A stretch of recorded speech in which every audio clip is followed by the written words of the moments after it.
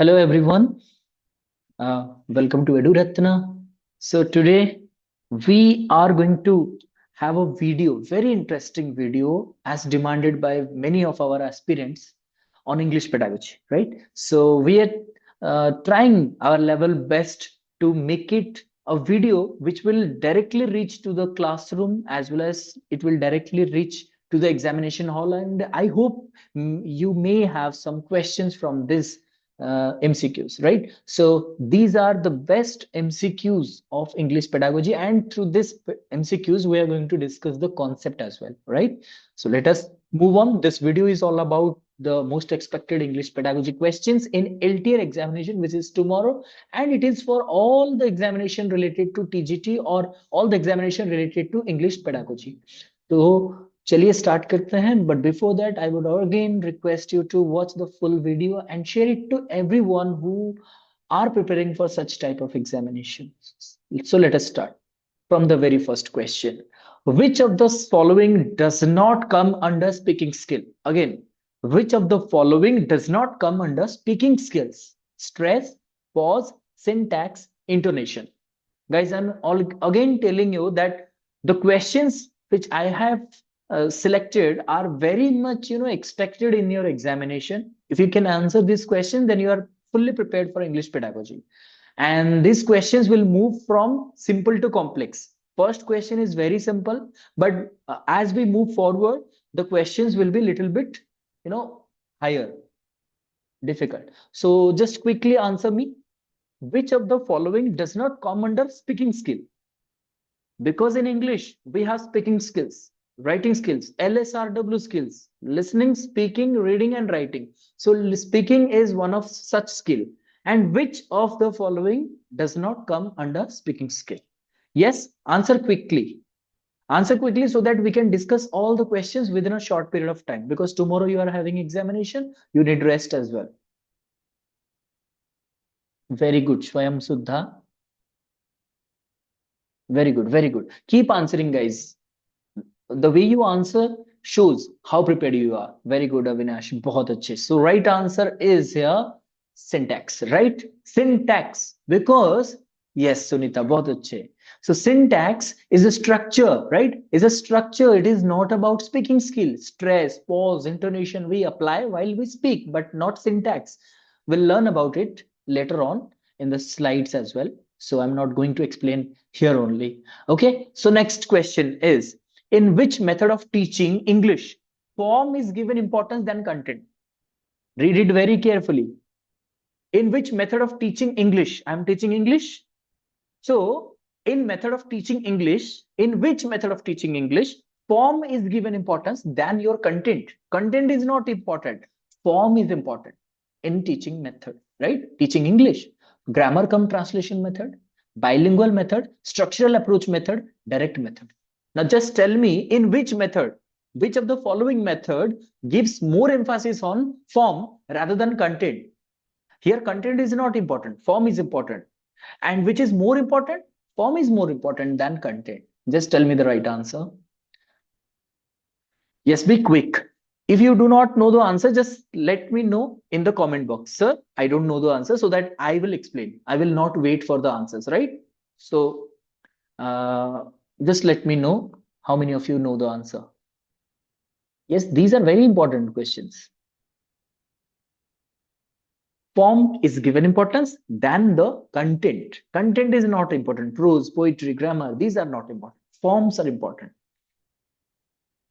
Form means the typography. You can say the structure is important. Again, I am making it more, I'm probing you. I'm making it more and more clear to you. So in which method of teaching English, form is given more important than content? Okay, so the answer would be, as I have already told you, that grammar cum translation. Because see, when we talk about grammar, then we think that, yes, very good, Avinash, we are supposed to make it in a proper form, right? Grammatical rule. With what does it is called? It is called as sentence, right? When you are writing a sentence, you should follow the grammatical rules. So here how you form a sentence is more important, right? Not the content. Content would come later on. But if the grammatical error is there, then you would make some wrong meaning, right? If I say is, am, are, these are very helpful. If you put it in wrong position, then it will make some confusion. And that is why in grammar come translation method, form is given importance, not the content. Why? Because in grammar, we have the clauses, we have some rules, we have some omissions. So form is important than content, right? Like SBA. What does that mean? SBA, subject verb agreement. That comes under grammar. You should abide, you should be able to apply the SVA, that is subject verb agreement. If it is not done, then the sentence is completely meaningless. So that is why content is not important, form is important. Getting my point? If any doubt arises, you may just ask me right there. Question number 3. Which of the following is not a characteristic of direct method of teaching English? We have many methods of teaching, one of which is grammatical translation method that we had already discussed. Now it is direct method. Which of the following is not a characteristic of direct method of teaching English? Not. What is this asking? It is asking about not a characteristic. So target language grammar is taught inductively. Demonstration is used in teaching. Pronunciation is given importance. Grammar is least essential. Which of the following is not a characteristic? Remember the word not. It is not a characteristic of direct method of teaching English, right? Rest of the options are correct because they are the characteristics of direct method, but one of which is incorrect. It is not a characteristic. First, target language grammar is taught inductively. Target language, grammar taught inductively. Inductive means from very simple to complex, from small to large, like that. Demonstration is used because some teachers demonstrate the teaching, and pronunciation is given importance. Yes, pronunciation is given importance. Grammar is least essential. Grammar is not at all needed. It is very less needed. So let me check the right answer. Very good, Deepak, Swayam Suddha, Avinash, Harish. Right. Very good. So D is the correct answer because in direct method, grammar is given importance, equal importance as to pronunciation. Pronunciation, grammar is very much important in direct method, right? Very good. Question number 4. Now, which is not a type of sentence? Just tell me, it is the simplest question for English method students. Which is not a type of sentence? Declarative, imperative, interrogative, exploratory sentence. We do have a declarative sentence, right? Imperative sentence, interrogative, exploratory. Which of the following is not a type of sentence? Right? Okay. You should quickly answer this one because it is very easy, right? Harish, you are confused, right? Just carefully to read the sentence very carefully, read the options very carefully. Don't do that in the examination, all right? Don't be in a hurry, but read the question carefully. Very good, Deepak, Sunita, Avinash, very good. So answer is D, exploratory. There is exclamatory. Type of sentence is exclamatory, not exploratory. Swam Sudha, you are also confused, right? Imperative sentence is there. Imperative means order. Go there, bring it to me. That is imperative sentence, right? So imperative means order. Declarative means Mahatma Gandhi was born on 2nd October 1896. Say for example. So 2nd October. He was born in 2nd October. That is declarative. I'm declaring. Interrogative means asking question. Who are you? Interrogative sentence. Exclamatory means wow, what a beautiful image. That is very much exclamatory. So there is no such exploratory sentence. Great. Moving forward. Question number 5. The analysis of the sentence structure is called. Again, I'm repeating. Analysis of the sentence structure is called as semantics, syntax, phonetics, morphemes. Tell me. Analysis of sentence structure. When we analyze the sentence structure, how it is written, what are the components? Then it is called semantics, syntax, phonetics, morphemes. Just read the question carefully. Don't be in a hurry, right? Deepak, just read the question carefully. The sentence is already given. The answer is already given, but you are just moving away from the answer. No, Avinash, check your answer again. Analysis of sentence structure. Very good, Shwem Sudha. So now I've got the right answer. That is syntax. Very good, Sunita. Syntax. Remember one thing, syntax means structure. Syntax means structure. Structure of what? Structure of a sentence. A sentence is having a subject, a verb, helping verb, action verb, right? An object, right? So this is how it is constructed. So syntax is the structure of sentence, analysis of the sentence structure, right? Moving on to the sixth question. If you have any queries, you may ask me in the comment box as well, right? So moving on to the next question. See, if you are really enjoying the class, if you feel that this class is beneficial, this channel is beneficial, just try to share it to all the learners who are preparing for any kind of teaching examination, starting from school to university, starting from CTET to OTET and OSSTET, LTR, TGT, PGT, OES, anything. So this class, this platform is for you. Question number 6. Which of the following options define inflection? Have you heard about the term inflection? It is very important. If you have heard about inflection, then which of the following option defines inflection? First option is the word which can modify the meaning of sentence. Next, the word which can change the structure of sentence. The word with an affix can change the base form of a word. And last option is both and. What is inflection? Simply, I can say, what is inflection? Option 1 is the word which can modify the meaning of sentence. For example, if I put a word in a sentence, there is a sentence, Rama killed Ravana. If I put any word in that sentence, then it will change the meaning. Option number 2, word which can change the structure of sentence. If I put a word in the sentence, then it can restructure the sentence. Third, if an affix can change the base form of a word. If I can add some word before or after of the word, it may change the base form. So which one is correct? I have already told you the right answer in between. But if you are so intelligent, then you can catch me right. Let me see how many of you know about inflection. That is why I said this is going to be the very important class for you if you're going tomorrow for the examination. So just share it to all the students, all the aspirants who are preparing for it, even for keep it for your reference for future, right? Okay. I'm not able to. Is Sunita, Sachi, Deepak? Okay. All of you, I think you might not have heard about inflection.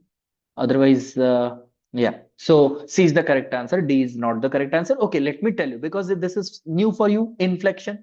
Inflection means any word or any affix which can change the base form of a word. I'll put an example to you, right?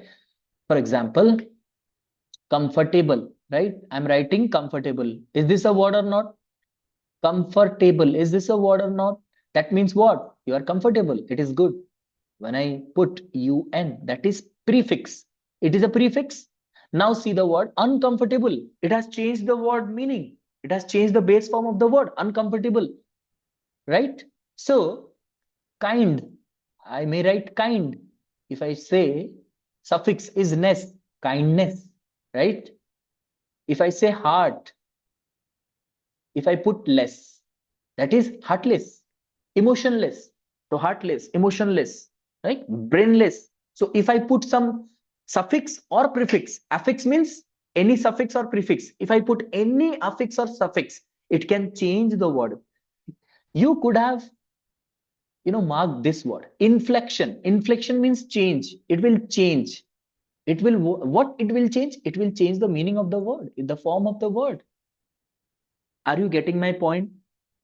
Is it clear to everyone what is inflection? If you put any prefix or any suffix to a word and it changes to another form, it is called as inflection, right? Okay, good. If you are not able to understand clearly, then just tell me again. I will repeat it again, right? No problem at all. Because I want you to get some questions from this and to be confident in examination hall, whatever that may be, right? You may answer 50 question, you may answer 80 question, but answer confidently, carefully, and mindfully, please. This is one of my requests, because you know that question, you know that answer, but in anxious, you are very anxious at the examination hall. Some are very confused, some are very stressful. That is why they do the mistakes. Don't do that. Be calm, be stress free, and go there. Just write whatever you want, whatever you have, whatever you know, but manage the time, right? Who has developed the situational approach of English? There is an approach of teaching English, so that is situational approach. So who has developed this approach, situational approach of teaching English? Thomas Clark, Harold Palmer and A.S. Hornsby, James Blake and Rutherford, Carl Jung. I think many of you might not have heard about this founders, but it is one of the important questions which might be asked in the examination hall. So that is why I have put this question. If you do not know the answer, then it is completely fine. I will let you know that situational approach of English was founded by two persons. Now I'm getting you some hints, right? It was founded by two persons. Yes. And now you can you guess? Yes, any guess, or I will move on? Okay, fine. So it is Harold Palmer and A.S. Hornsby, right? Very good. No issues, no issues. Harold Palmer and A.S. Hornsby has developed situational approach of English, right? So moving further, see, we will not stick to the questions very much. So we'll just move on, which needs to be informed, right?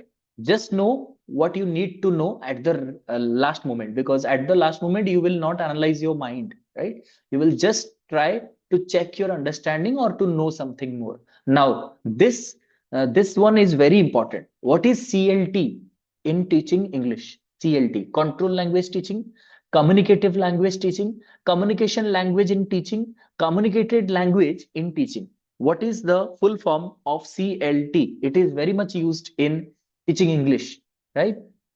Let me see how many of you make it correct.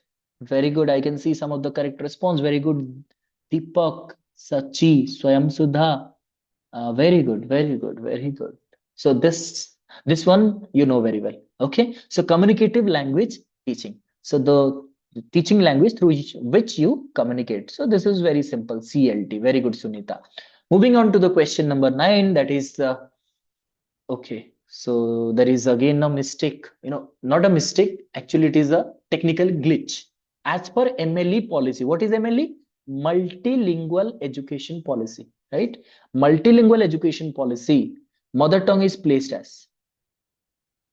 Mother tongue is placed as. In MLE policy, mother tongue is placed at which stage? L1, that is language 1. Okay. Where was it? Just okay. So I think there is some issue. As I have already told you. So technically, I mean, the system has not animated these things, but there is option B, C, and D, which stands for L2, L3, and both A and B. Now the correct answer will be L1, as you know it very well, because in multilingual education policy, L1 stands for your mother tongue, right? So L1 is language 1. Language 1 is always mother tongue. Okay. So this is a technical glitch. We'll move forward without staying here. Question number 10. Listening to a lecture with an aim to acquire knowledge is called. Say, for example, someone is listening to your lecture, but his or her aim is to acquire knowledge. Then which kind of listening it is called? Intensive listening, extensive listening, inclusive listening, critical listening. So I have told you LSRW skills: listening, speaking, reading, writing skills. There are 4 skills in English. So it is listening skill. The first skill is listening skill. What kind of listening it is? If you aim to acquire knowledge, this is very much essential in your examination. If you know this answer, then you are much ahead of others. Okay. Very good. Very good. Yeah, very good. So I'm getting some right response from Sachi, Harish, Avinash, Swam Suddha. Very good. So it is intensive teaching. What is intensive teaching? Intensive teaching matlab, it means you, if I say from my point of view, if you want some mnemonics or if you want some trick, then I can say if you intentionally or if you have some objective, if you have some aim, that is intention. It is not actually there. Intensive means intensively you are listening. But from my point of view, if I say some trick to you, then trickily you can remember that if you intentionally listen to something, if you intentionally listen and remember the points, then it is intensive. If you do not aim to listen, but you are just listening to it, then it is extensive, right? So moving further, question number 11. A person is reading the headlines of a newspaper. For example, if you have a newspaper, you are just reading the headlines. Then this type of reading is called skimming, scanning, referencing both A and B. You are just reading the headlines of newspaper, not the detailed news, but only headlines. In a car crash, 2 dead and 1 injured. You are just reading the headlines, not the details. It is called as which type of reading it is? Very good. Sachi, Deepak, Swayam Sudha, Harish. Very good. So it is skimming, definitely. Skimming. You are just skimming through the newspaper. When you go deep into the news and you will understand the meaning and all the factors or analyze the content, then it is called as scanning. Because now you are just reading the headlines. That is why it is skimming. Okay, moving further. Question number 12, which is not a type of referencing skill. Now we had discussed about skimming. Now it is the turn for referencing, which is not a type of referencing skill. Thesaurus skill, encyclopedia skill, journal skill, dictionary skill. Which of the following is not a referencing skill? All of you are very familiar with it, right? We do it in our daily life. Let us see how many of you are correct here. Very good, Sachi. Very quick answer as well. Great. Keep answering. Very good, Deepak. Okay, good. So answer is C, journal skill. Journal is not a skill. Journal is not a skill, neither a skill nor a referencing skill. So it is not among this. Reference skill, only 3 types of reference skill: thesaurus skill, encyclopedia skill, and dictionary skill. I think I'm making some meaning of it. Question number 13. Which of the following is the final stage of writing skill? See, writing skill is also having some stages, right? So there are multiple stages. So which of the following is the final stage of writing skill? Pre-writing skill, a pre-writing stage, analysis stage, active writing stage, and publishing stage. Which of the following is the final? That means the end stage where the writing will be completed. Identify the last stage or final stage of writing skill. Very good, Deepak. Very good. Swayam Sudha, keep answering. Very good, Sachi. बहुत अच्छे. So the answer would be okay. I mean, here is again a technical glitch because it shows the wrong answer here. The right answer is publishing. Remember this. Publishing is the last stage of writing skill. But yes, let me tell you, analysis is not a stage of writing skill. It is not at all a stage. Stage is pre-writing, then active writing, and the last stage is publishing. This is what writing skill consists of. So these stages of writing skill are like as I have already told you, right? Question number 14. A person is noting each important points from books and journals. The act of noting is called. A person, say for example, a person is writing some points from books and some other points from journals, right? From books, from journals, he is noting everything, right? This act of noting is called note taking, note making, note creating, all of the above. Noting from books and journals, right? So this act of noting is called. Carefully, be careful while you answer because read the question carefully. Then go for option analysis, analyze the options, which one is the best answer. देखिए, right?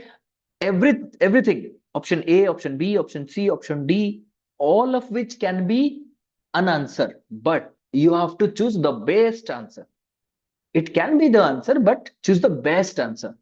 See, okay, Sachi and Deepak, you need to check your answer because it is note making. Note taking means I'm just writing whatever I have got. For example, I'm explaining and you are writing the notes. That is note taking. You are taking away the note. But note making means I'm using different resources, some books, some journals, some speeches, some YouTube videos, some other videos, some audio, some clips.